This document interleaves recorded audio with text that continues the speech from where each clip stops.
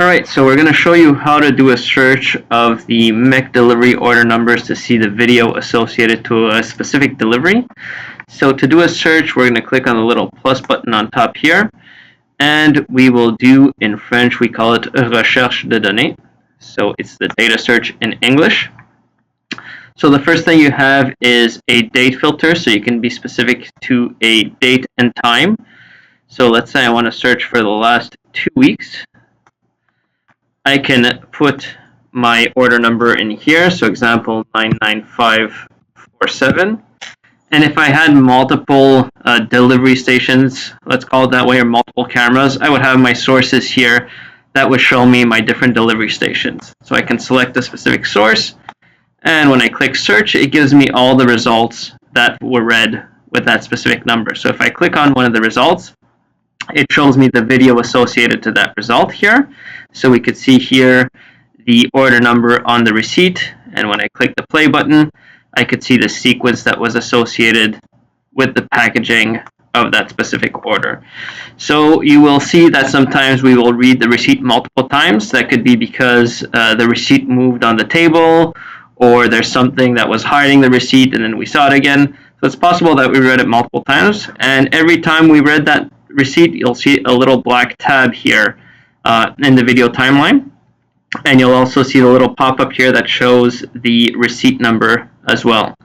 So now we could watch the whole packaging. We can scrub the video as well, as we call it. So if we want to go a little faster, we could scrub through this, and we can see here that it actually took quite a long time to package this this meal.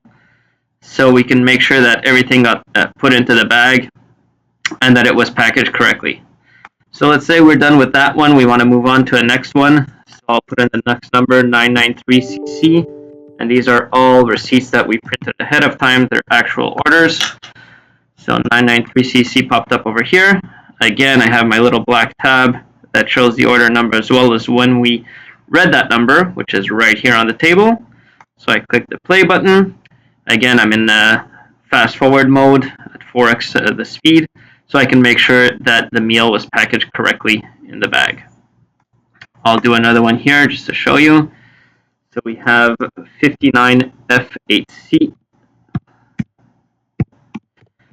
There we go. So we have the order associated to that. Again, same principle. I can click the start button. And what's interesting here is we actually have two orders that were being packaged at the same time. And if we do a search on this one as well, so 6367E, you'll see that we were also able to read that one. So the system is showing that even if we have multiple orders on the table at the same time, even though it's not advised to do so, we're still able to handle it, and we're able to read the two order numbers that were on the table at the same time. So one thing to mention is that there could be instances where we get what we call false positives. So if I do all the reads for the last several weeks, 2 weeks, you'll see all the results that we got. So I can see here, I know these are a potential false positive. So you'll see that here we're trying to read the junior on this type of wrapper, which is completely normal. So this is to be expected, but what's important to note again is not to look at the false positives, because it doesn't really impact the system. What's important is that when we're doing the search, we're getting the correct order numbers and the video associated to it. But the system also